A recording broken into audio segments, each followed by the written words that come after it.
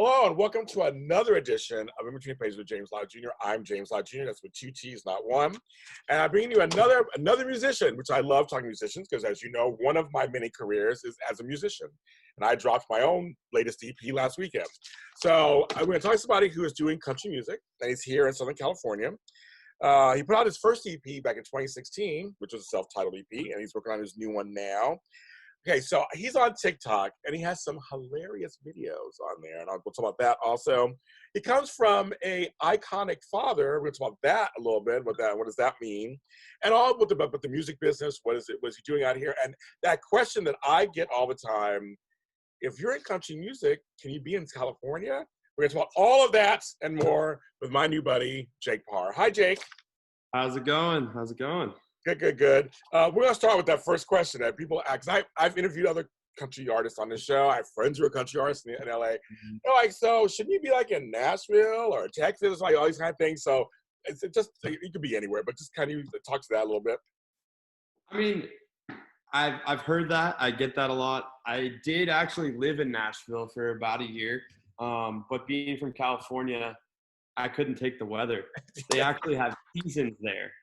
So in the winter, it's cold. In the fall, it's cold as well. And then other than the summer when it's hot and humid, it's pretty cold. And I miss the ocean, and I spend a lot of my time in the ocean when I'm here. So it was difficult. So now I kind of commute back and forth. When I need to be there, I'll be there. But you can't, leave this amazing weather that we have here. Don't blame you. I've lived other places. Trust me, I understand. It's the weather. It's always the weather. I never get acclimated whenever I live somewhere else. I'm like, I don't do humidity really well. And I don't do heat very well. I don't do snow very well. But what's cool about here is we have snow that's, a couple hour drive if you do want to go to the snow. But if you get sick of it, you can leave it really fast. Yes. In Nashville, literally the day I moved home, I was stuck in a blizzard. So that was like, okay, I need to leave. I can't do this anymore. I can't go golfing. I can't go fishing. I can't do any of the things I like to do. So I'm going to go back to California where I can do that any time of the year. Well, you bring up a good point, though, that nowadays, you and I are now in a great time in the industry where technology, you literally can be anywhere to record music. You don't have to be at certain spots in the country for certain things anymore. Now we just lucked out. Technology kind of caught up with us and said, okay, you can go to the studio somewhere else and do it, or you can do it at home, or, it's a great thing, isn't it? Right. And I think that, this whole pandemic thing kind of proved that to people where, it proves the point that, you can work from anywhere. You can kind of do everything virtually. And that's what's kind of cool about modern technology. We have, Zoom meetings, we have, ways to meet and ways to get things done without having to actually be places, which sucks in a one way because you don't get that, in-person kind of connection, but in another way, it's like convenient. So I know I do. I love being in the studio. Before the pandemic, I was in the studio with my friend as a producer working on a song. And we were in the studio like for this song maybe 3 weekends in a row, and we're talking like 8-9 hours a day in the studio. I loved it. I mean, I love being in there. I was sitting on the couch, we're writing the music, we're trying things out, we're playing with the drums. I mean, there's something about being in the studio that's like it's almost like intoxicating kind of. I like being in there and creating. So. Yeah, I mean, I get to record here a lot, luckily, which is cool. And those studio sessions where you're up till 4 or 5 a.m. and you're just making magic all night long. Like, it's the best. But at the same time, I've gotten used to the whole doing it over the computer thing. So kind of both ways, Me too. I mean, I'm good. I mean, I have my microphone, my keyboard. I mean, I have a little studio thing in here, and we work it out. Me and my producers work it out. And like I said, we have Zoom, we have Skype. You do, and it's still you make magic still. So I mean, okay. So now you're working on some new music, and so I mean, how's that going right now? Like you said, in the pandemic, how's that going? It's going. I've been doing music, for about 6 years now, and kind of working on honing my craft per se. And this new song we're about to put out at the end of September is called Barn Dance. We made a cool music video that we're going to put out for it. It's kind of just a song about basically where I grew up and where I live. There's a bar called Borderline, which is a country bar that's near me. And then down the hill from Borderline, and my buddy has this huge barn, and there's a dance floor in it, and we always have these big parties and have line dance nights.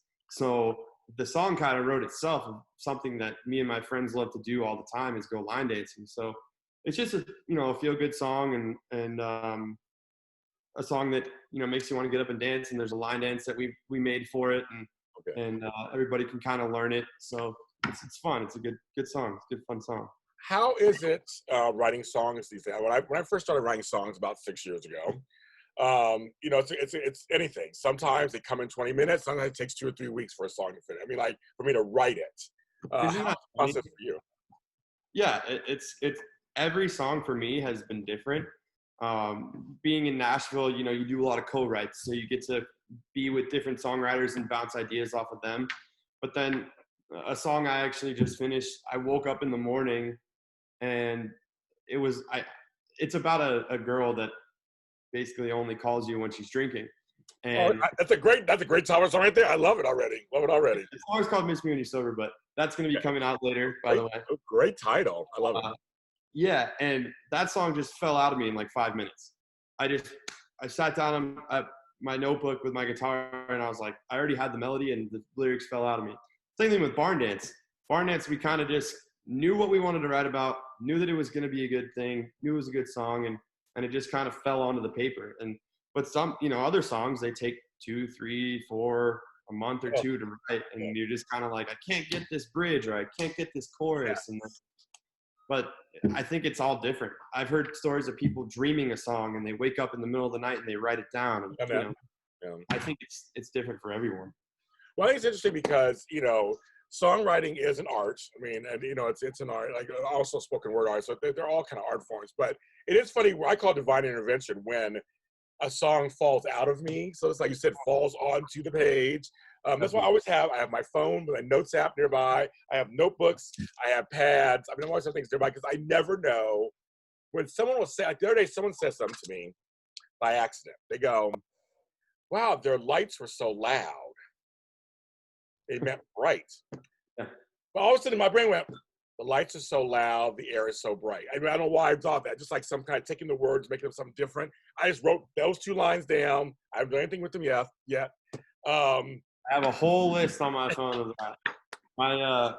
Even like my girlfriend and I were sitting at the house the other night, and she had mentioned, she said something that was like really cute, and I just wrote it down. And she said like 5 or 6 things in the last week that I've written down. I'm trying to compile them into an idea for a song that I have, but I always keep my notes open because people I'll walk by and they say things, and you're just like, can I write that down? And then you have to keep it handy just in case. Yes, I agree. I finally I had dreamt of this word, depressed horse, for like a year and a half ago. And I woke up going, depressed horse? Like, I don't know what that means. And I know it was before, like a song or a book or what I do all these different things. Tommy, and then finally about 4 or 5 months ago, I actually used it in a song. So it actually works in a song. So I went through my notes, like, depressed horse, it fits for the song. But like, it took a year or so for that. But I write stuff down that I hear, because we're observers, aren't we? I mean, because we're songwriters, so we're observing all the time. Our ear catches things, right? Oh, right. Yeah, you're always looking for inspiration, and there's inspiration everywhere you look, and that's what's cool about music is songs can come out of nowhere. So did you naturally fall into country music because of your dad and family, or did you think you just always liked it? It's kind of an interesting story. Tell us. I'm going to dive into it here. So, I mean, yeah, I grew up around the country music scene. My dad, his name's Sean Parr. Hello, yes. He's been in country radio for about 32 years or something like that. Yeah. He's been in business forever. And when I was little, he used to take me to all the shows, all the concerts that he would host. And I would always see, the drummers. And I was very intrigued in drumming, actually, when I first started. Oh, really? Oh, okay. Yeah. My dad had a drum set when I was like 2 years old. And I always would mess around, and I could always keep a beat, even when I was like 2. Wow, okay. I knew that I could drum, and I knew I was musical. And then growing up, my mom got me a guitar when I was about 14 or 13 from Costco. And I was messing with it in my room, and I taught myself how to play it. And I taught myself all the chords, and I would listen to songs and play them back. But never about singing. My mom always told me I had a good voice, but I didn't believe her. I just liked to sing along with things. But anyway, my dad, with the radio business, he would host these gigs, and there were kind of like appearances. And we would go to these gigs, and they would have cover bands. So my dad would get on stage, and he'd play the drums with them because he had a drum set. Yeah, and I always knew that I could play better than my dad, but he would never let me play with those bands, although I really, really wanted to. And by luck, one day I was at Sagebrush Cantina, which is in Calabasas over here, and there was a band that had played a gig that my dad had hosted about a week prior. They were playing just, cover songs, country music cover songs, and the lead singer came up to me, and she goes, "Hey, are you Sean's son?" I said, "I am," and she said, "Do you play the drums like your dad does?" I said, "Well, I can play a little better than my dad." She goes, "Well, why don't you come up and play some songs with us?" So I get up and play some songs, and keep in mind, I had just gotten surfing. I was wearing board shorts and a t-shirt with no shoes. And I was just there to get food. I just stopped there to get some food. And so the drummer was singing while I was playing drums. And he turns around and he goes, "Hey, man, do you sing?" I said, I could sing. And he goes, "Why don't you get up here and sing?" I was like, "All right." So I jumped up, and he's like, "Do you know Chicken Fried by Zach Brown?" I said, "Sure." Yeah. So he's like, "Sing it." So I sang it, and he's like, "Sing another one. Sing another one." Sing another one. 5, 6, 7 songs later, and the crowd was kind of feeling it. I was just kind of like, whatever. I've never done this before. So they get off stage, and the whole band comes up. They're like, "Dude, do you sing? Like, do you do this for, do you pursue this?" I said, "I don't. I just go surfing." At the time, I just like surfing, and I was finishing up high school. Yeah. And he goes, "Well, we want to work with you. Like, we're a band, and we want to work with you." So they started bringing me out to their cover gigs, and then I was like 19 years old, and the bars started to ask for only me, which was kind of cool. And so I kind of adopted that band as a separate project, and the drummer, he produced a couple of my songs that were at first, and then the guitar player stayed with us, and the bass player and another guitar player. So we kind of formed this thing, and then it just kind of all happened all at once. And to tie into that, I had never written songs, and they had an idea for a song that's going to be on this EP. Okay. That we've kind of just held on to. I play it at my live shows, but I've just kind of held on to it because it's kind of a really special moment. It's a song called Goodbyes, and they had planned it out. They had written some lyrics down. I show up, they're like, "Hey, come over to our house. I got a studio." I show up, his studio was broken, so they set up a mic in the living room with a laptop and some stuff for Pro Tools, and they show me this piece of paper, and they're like, "What do you feel about this song?" I said, "Well, I like it, but I kind of want to change a few things to make it kind of my own." I had no idea what I was doing, but go for it. So I changed some things around, and they had an acoustic track laid out, and the next thing I know, they're like, "Get on the mic." So the first take I ever did of that song is the one that stuck, and that's going to be the one that's going to come out on this EP. I tried 150, 200 more takes of that song throughout the years, and I could never replicate that moment. So that was kind of the moment that said, maybe I should be doing music. And here we are. You got discovered. Yeah, here we are. I kind of discovered. Did you end up getting your food that day? What? Did you ever get that food that day? Did you eat there or anything that day, or did you end up just performing? I got it to go. I got a quesadilla, and I took it to go because it was too much excitement, and I didn't have an appetite after that. And I was like, did he get his food after all that? I always like food, so I'm a food person. I could not eat after that. But. Yeah, I got to say, you literally got discovered. I mean, that doesn't happen very often where you just come on stage, sing some songs, and be like, who does that? I mean, that doesn't happen very often. Yeah, it was a definite shock to me and a shock to my family, but it was. I mean, I've just enjoyed the ride the whole way. It's been. Well, you also went to you were an independent artist program at the Music Institute of Hollywood. So, at some point, you decided to go into music, I guess, kind of. Yeah. Well, right after that was when I thought, okay, I kind of need to learn some things because, like I said, I self-taught I taught myself how to play piano. I taught myself how to play guitar and drums and bass.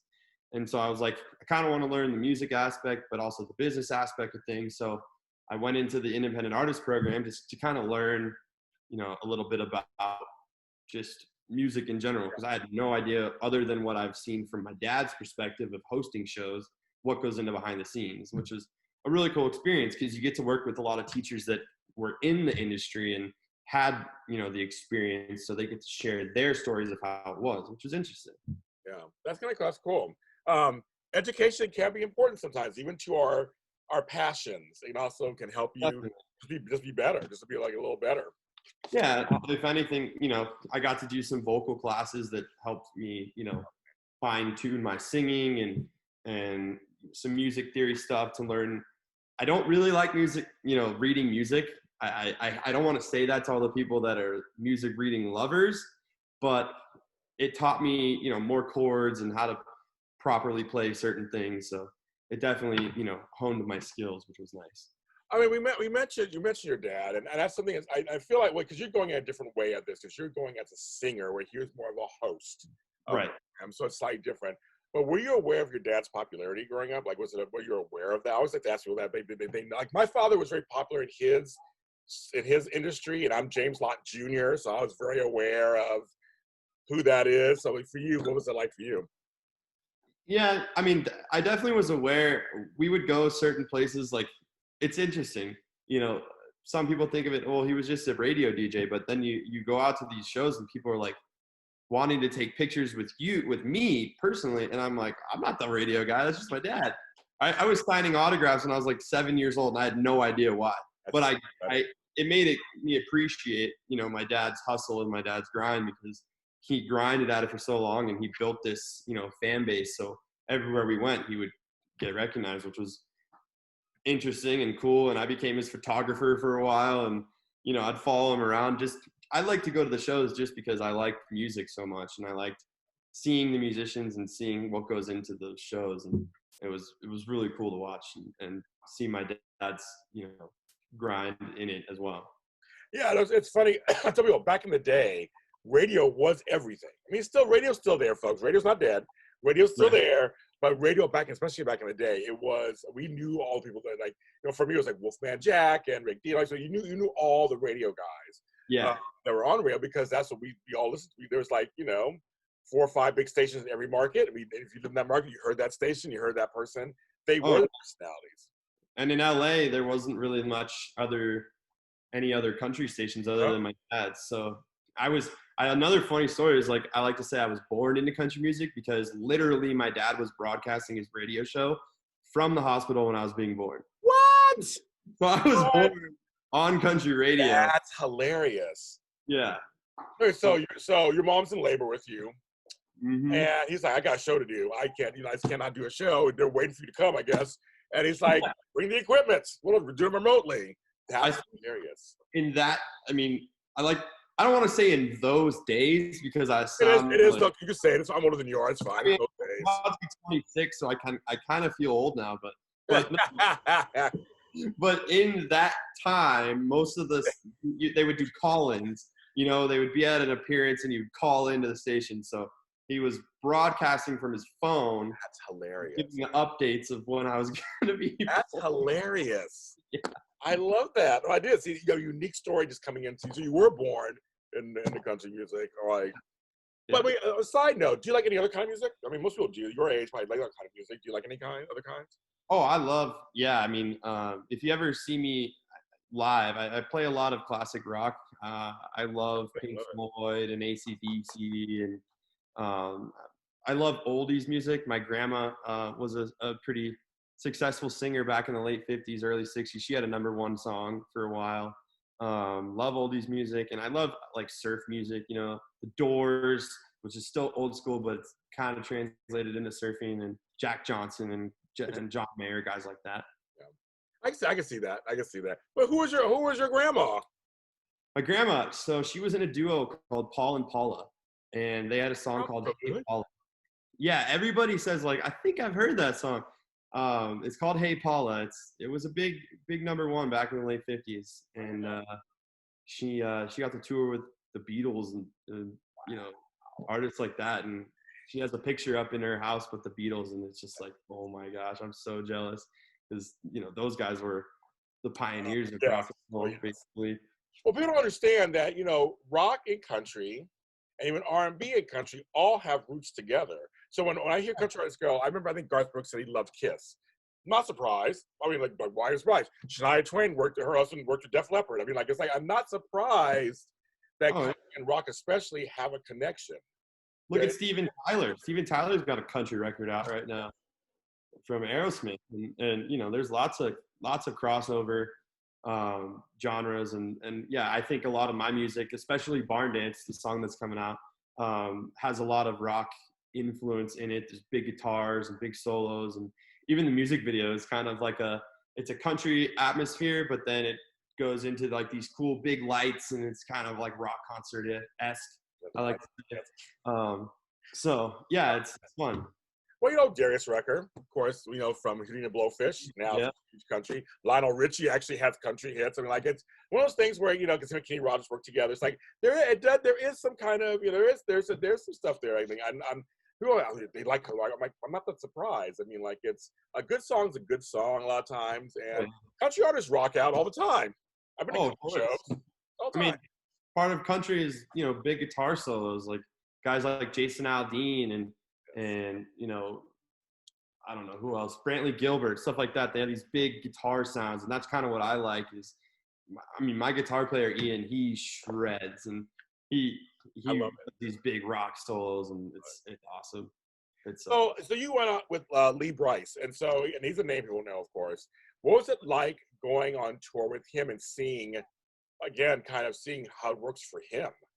Well, I didn't go on tour with him. I did get to open for him, which was the highlight of my entire music career. I actually have a tattoo of his song lyrics. It says, "Never let your praying knees get lazy and love like crazy." It's one of his biggest songs and he's been a huge inspiration to me. And so when I got the opportunity to play this show, I freaked out. I'm sure. And what was cool was I played the show, or I played my set, and his band came up to me and they're like, "Dude, you sound great. We love that song, blah, blah, blah." And I was like, "You're not saying this right now. Like, stop." Like, right, it's like, okay, please, oh my goodness, yes. And my dad actually was hosting that show. Oh, okay. My dad comes up to me and he goes, "Hey, Lee wants to meet you." I said, "Okay." And I started to freak out, and I got the jitters, and I walked backstage, and he's waiting for me, and he's like, "Hey man, I just want to say you sounded great." And I said, thank you, sir. Like, freaking out, Yeah, no, totally. He goes, I want you to, and he kind of like mumbled it, but he said, "I want you to something parking lot party." And I thought he said, "We're having like a parking lot party after the show. You should come." And I was like, "Yeah, sure. I'll be there. Whatever." And my dad was kind of looking at me like, "Did you not understand what he just said?" And I was looking at him like, "I don't know." And so he goes, "All right, so come up after truck." So what I missed was that he wanted me to come up and sing his song, Parking Lot Party, with him in front of 10,000 people. Oh, my goodness. After the song, I Drive Your Truck. So I was like, I pieced it together, and it was just like in my head. I was like, "No way is this happening." So I got to sing on stage with my hero in front of 10,000 people. It was the best moment of my entire life. I'll tell you, I had a couple of experiences. I've been doing this for 13 years. I've had a couple of experiences where I've met my hero, so to speak. And so I want to ask you, it feels, for me, I felt like I floated on air. Like I was there in the moment, meeting the person, talking with them, whatever, performing, whatever. But then it was like, after it happened, I was like, did I just do that? Like, did it feel like that way for you too? Kind of like, did I just, do this? Honestly, it felt like it happened so fast that I couldn't even really like process, which was why I had to have everybody I knew filming it, because I needed to. I had people on the side of the stage, on the front of the stage, on the side, like, need to film all of this because I want to be able to come back and soak it in. And yeah, like I vaguely remember, running out and high-fiving all the fans, and there's a video of me almost missing a high five to Lee, he Oh, put his hand up, and I was like, oh, and I caught it late. okay, good, good. I love it. He was such a cool guy. Like, he was just the coolest laid back guy. And after the show, he invited me back to his tour bus, and we just talked for about 2 hours. I felt bad. My whole family was standing outside. But Sorry, family. I'm busy right now, so I'll let you guys yeah, out. you don't get those opportunities much. Yeah. But for about 2 hours after the show, we just ate a pizza in the tour bus, and he was telling me stories about his family and how he started music. And it was just the greatest learning experience for me, and the coolest guy.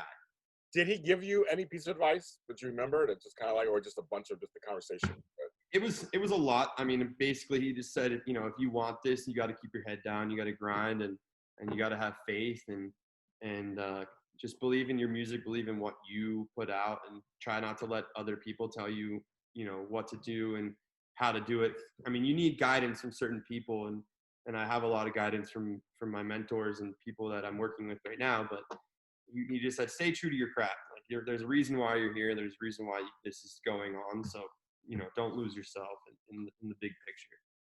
I've went to your YouTube channel. I've listened to your like on your website. You have a great voice. I like the song, I like the songs you do. Appreciate it. So I mean, okay. So what is in your idea? Because I know things are changing and people are seeing. And I went. I remember one day I went online and I was like, "That's a country artist. That's a country." But just looks wise, it's not these young guys with they look like hipsters to me sometimes. So what is country to you? Like, what is it? Like, how do you define it? Gosh, that's such, especially in 2020, that's such an interesting question, because the idea of what is country changes, I think, daily.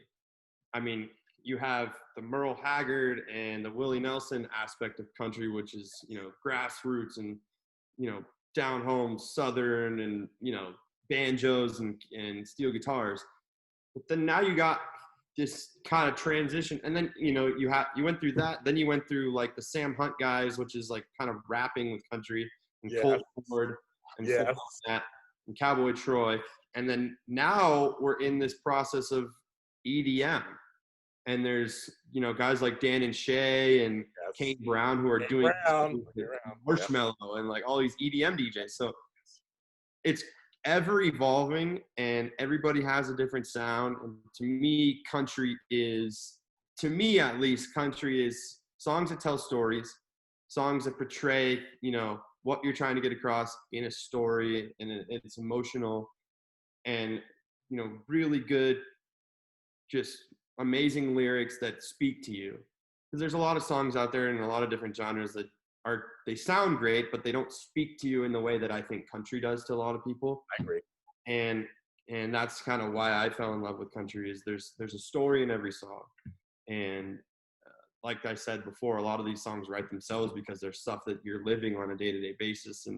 And that's what's cool about what we get to do, is we get to tell those stories through our voices. So it's funny because I came up at a time when, you know, it was all about Reba McEntire and Randy Travis and George Strait and all those people, those folks. That's country, right? And Willie Nelson, all them too, Kenny Rogers and stuff. But I remember when it started, the '90s happened, and it was like, so is Garth Brooks still country? Is Shania Twain? She's wearing midriffs, and she's still country. And it was a whole Faith Hill that came out. So I said it's kind of like a pop sound, but she says she's country. Leanne Rimes did a little like a pop song, like, you know. Of course, Taylor, you know. Then of course Taylor Swift is big right now, who's doing both, you know, back and forth. So I think you're right. Country, I never thought about that before. You just said that. It is kind of funny. It is always evolving. And there are those country purists, of course. There's the ones who just like it has to be like, you know, like I said, a steel guitar or and then like it's seriously, where's the twang? Where's the twang? Like that kind of thing. right. It's more of an attitude, isn't it? It's more of an attitude, I think. It is. And I think that, like I mentioned, everything's evolving. So it's kind of a struggle. And there's an ongoing debate of what's country and what's not country. And I fall victim of thinking that things aren't country, and you know, people might say that some of my stuff isn't country, but to me, like I said, it's all about telling a story. You got to have some twang. You got to have some sort of, you know, roots that root you back to country. Like I sing, I have a Southern accent when I sing, mostly, not because I put it on, but because that's how, like, I was raised, all my family's from Texas. Right. And for some reason it was just, you know, it comes out. And when I go visit them, I come back with an even thicker accent. So I'm sure. Well, I'm sure. you got to have twang, you got to have cool guitars to me, and you got to tell a story. And that's kind of what I think country is. So they say that first release, that's your whole life leads to that first release. Yeah. So I know how it feels. My first album, your first EP, your first release. So now you're working on the follow-up, so to speak. Yeah. That's a whole different story. And I remember I went through that whole process. I don't want the sophomore slump. I don't want to be like this. I don't want to be, I want to be something good. But then you've changed in 4 years, 5 years, or how long you wrote those songs. So I'm just two-part question. Number one, were you happy with your first EP when you finished it? Was it that experience? Was all you were working up to? Yes, I was happy. But after like 4 years of kind of evolving, you realize, oh, I could have done that different, or I probably should have done that a little different. But that's all part of the process. So the first, even though, it's a trial and error, I guess you can say. And so the fact that I'm even doing this and the fact that I'm even part of something like this, to me, is exciting. So the first song to the last song will feel the same for me because it's all part of this same project, this same passion and dream that I've had. So yeah, it's a time capsule for you. It's like this is where I was in 2016, right? This is where I was. So now, go ahead. I was gonna say, you look at other artists, like you just mentioned Garth Brooks, songs like Thunder Rolls. He wouldn't put a song like that out now, and or Friends in Low Places. That will stay with us forever. But there's songs that he's putting out now that don't sound anything like when back in the 90s when he first was, being huge. True. No, so I think that's a part of that evolving process of how country's sounding and how everybody else is changing their sound as they go. So do you listen to radio or Spotify or anything? Do you listen? And then is that hard to do because when you're in the recording process, when you're in the creating process? I know for me sometimes it helps sometimes, and sometimes it doesn't help. It kind of hurts because I'm like, I don't want to copy that idea by accident, or I don't want to copy that. It's a tough thing for me. How's it for you? Yeah, I guess I can see how you would say that. I definitely think that I get a lot of inspiration though from listening to Spotify and listening to all these new artists, and because you get to hear what everybody's doing and bounce your ideas off of those, or compare your ideas to those, and what's hot, what's gaining popularity, and in the same aspect, I don't really care what they're doing because I'm passionate about what I'm doing. So it's kind of a 50-50 switch for me. Yeah, 2 albums ago, I have an album called Salty Cloud Sunflower Dreams. And I dreamt that title. I don't know what else was going on. But I was into a lot of late 60s, early 70s folk music. We're talking Crosby, Stills, Nash & Young, Carole King, James Taylor. And that did help me, actually. That did influence me in a great way for the album. But then there are other albums I've done where I was like, I can't say it right. I just got to get the ideas myself because they're there. I feel the ideas, but then I'm like, that sounds so much like that song I just heard yesterday, or that sounds like. So it's been a mixed bag. It's been both. It's been fun, kind of navigating that. Yeah, I love music. I love music so much. I listen to music every day. I love music. So me too. I mean, carpool karaoke is a daily occurrence for me. I'm driving, no matter where I am, I'm belting it. Yeah, same here. Every song that I love. I don't care. Same here. So Bar Dance is coming out. What else can we expect from this album that you're working on? I mean, this EP. I mean, what kind of direction are you feeling? What are you writing about? I'm writing about everything that's happening to me. Honestly, like every song that is about to come out is stuff that I live. So, like I said, Miss Me When You're Sober, that's going to be a story I lived. Great title. And like Barn Dance is something that I do all the time. Just everything that I write, or that we write, because I have a team of guys that I write with from my band, is just stuff that we live, stuff that we go through. And that's kind of what's cool about, like I said, country is it's all stories that we go through, or that we dream, or that we wake up and say, hey, we got to write this song now. This happens. Well, that does happen. I know that does happen. Okay, so on a side note, your TikTok. You have a TikTok that I watched. Oh my goodness. I'm on there too, folks. I'm on there too. With your sister. that I watched like I had a feeling you were gonna say that. that one is effing hilarious. I'm just like, I'm trying to cuss on my shows because of steroids, but it is effing hilarious with the I mean, it's like, it's so funny because I haven't done it with my parents, but I've done it with like roommates and situations back in the day when I'm like, you're getting drunk, you're hungry. The microwave thing was hilarious. I mean, like all of that. Everything's super loud at that moment when you're trying to be quiet. And always, and I'm like 6'6", 250 pounds. I'm a big guy, so I'm like a bull in China shop.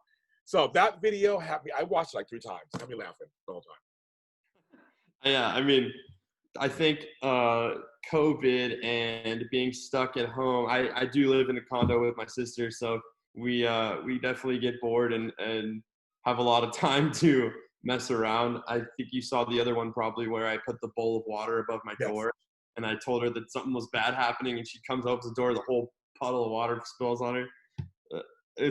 We mess around, we have some fun. And dancing with your family. This one with you guys dancing, all dancing. Oh my gosh, I forgot those were on there. Oh, yeah, they're on there. They got you. They got on there. I saw them all. They're on there. That's my mom's idea. Every time we come over for family dinner, she's like, okay, what TikTok are we making tonight? And we end up making a TikTok, and my mom's all involved in it. She just loves it. It's so funny how my parents and they're all into TikTok now. Like they're all, and the thing about TikTok, everybody's TikTok experience is different because whatever you watch, that's what comes up for you. So right. My experience with TikTok, it's not like mine. It's like a whole different set of videos. Yeah. The videos and so, but they're all the parents part. It's like I'm like, why are you guys on? I mean, I know I feel old on TikTok, but they're on there just like laughing their buns off, just like watching all these TikToks. And so your mom. One of my favorite families that's on TikTok is this guy Dadasaur. I don't know if you've heard it, but it's a family, and the dad, whenever somebody in the family says Dadasaur, he like turns into a dinosaur and just makes a complete mess. And if they have they'll be at like a birthday and there's a huge cake, and he'll just tear into the cake and throw it around. Oh my God. He like kind of looks up. He's like, what just happened? Like every time, because he just like snaps into Dadasaur. I will be following. I'm sure I'll be following. I mean, that kind of stuff just gets me. Highly recommend it. It's so funny. I'm a sucker for that kind of stuff. So social media. I mean, you're on all social media. And I'm following you now on everything now. I'm let you know. So you'll see a James Lott Jr. Was that you liking everything on? Yes, that was me. Okay. That's me. I'm in there. I'm your new stalker. It's me. I'm following you. So social media. What is social media like for you in the big scheme of things? I'm on it because I kind of have to be for my business. I kind of have to be on it. I'm in the social media. I'm in the entertainment business. But how's it for you? Honestly, I'm so bad at social media. Please go follow me though, because Jake Parr. Follow him, Jake Parr everywhere. He's everywhere. Jake Parr country. Everywhere. We'll tell him at the end exactly where. But yeah. Okay. But follow him. I'm working on it. I'm getting better. I have a team of people that help me with my posts every day. So, but I think with social media, especially in 2020, but even before COVID, social media is the way to get yourself recognized. I mean, everybody's on it. It's free. It's free, but it's just what it is. It's a way of life. It's part of our norm now. And it's crazy how 10 years ago it wasn't, or 12, however long ago it wasn't. Twitter's been out 10 years. So 10 years ago, Twitter. Instagram's out shorter than that. I think Instagram's only like 6-7 years like that. Like it's not even that much long. And you know how Instagram is. It's been around since forever. You're just kind of used to it now. But yeah, I mean that's how you get popularity. That's why there's famous YouTubers. That's why there's people that are Insta famous, because it's social media. It's how you it's how you brand yourself. That's just what it is. And I think it's great. I think it's cool because you can put yourself out there in ways that you couldn't before and get yourself noticed. So, I know it's funny. I joined TikTok. Told me it was for the kids. And now I'm a TikTok star for some reason. I don't know. For some reason my videos took off. I put a video out. What?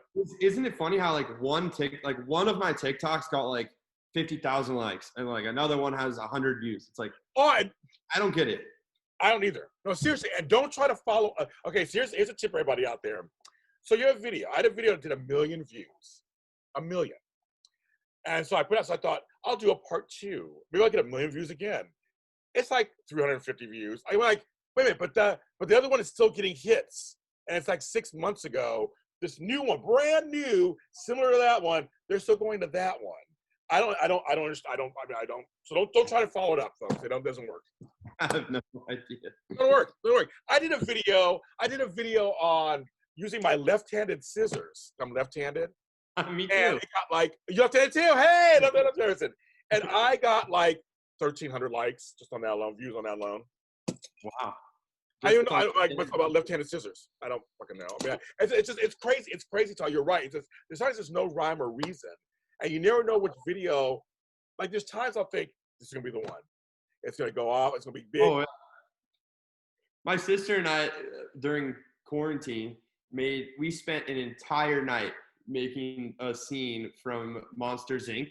Oh, because it was so relatable. Because literally at the time when I would order Postmates, I would spray my food down with Lysol. Oh, that video, yes, that video, yes. that was leading up to this that I didn't end up posting yet. My sister posted it and it just failed miserably. But it was me coming home from work and I had a sock on my shoulder and it was like, we got a 2319. We got a 2319. Kind of relatable to COVID because like anything at that point could have it on it or whatever. You know, but I thought it was funny. Just completely flopped. And like that's why everybody says don't let this flop or whatever on TikTok. Flopped so hard. Isn't that weird? It's weird. It's so weird. Making that thing. I was so mad.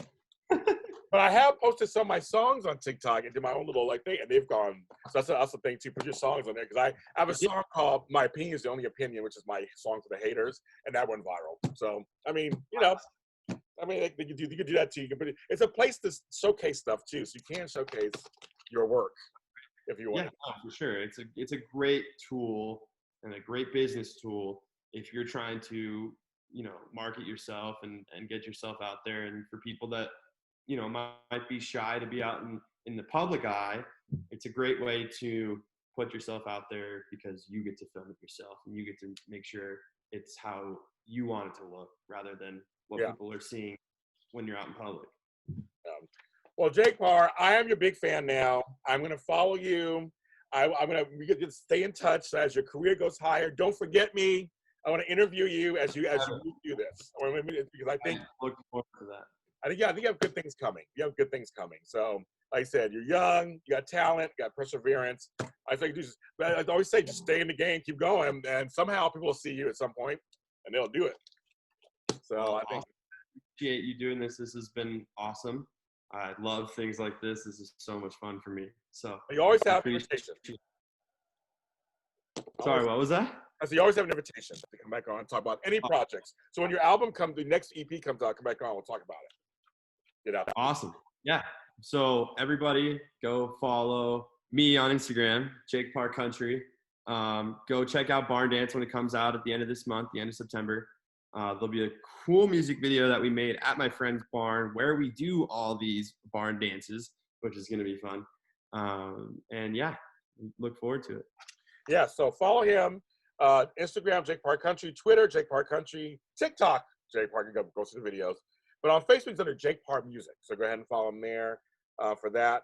I'm sure, and he has JakeParrOfficial.com, which gives you links, literally gives you links to everything. So just press on the little icons, right? And you're on all the streaming services too. You're on Spotify and all those too, right? Apple, all that. Yep. Everything. Yeah, so go ahead and do a spin or download a song, whatever it is. And then when Barn Dance comes out, do it. I'm telling you to do it. In advance. I appreciate it. Yes. And I'm where all James Lott Jr.'s are sold at. James Lott Jr. on all social media platforms. I mean, and on TikTok too, right? Everywhere. So go ahead and follow me there. My latest album, my latest EP is called the 4-song Late Summer EP. And it's out now for free. Right now, you can get it right now on my SoundCloud page, James Lott Jr. So 4 songs. Why not? We're in COVID. Have some new music and enjoy it. And support artists. Support independent artists. We're independent artists. Support us during this time period. We're putting out really good music for you guys to help you get through this unusual time period. There's a lot of great music out there, and I will continue to do my part to support independent, up-and-coming artists that are doing great things. Everybody, please be careful, stay safe out there, and we'll talk to you next time.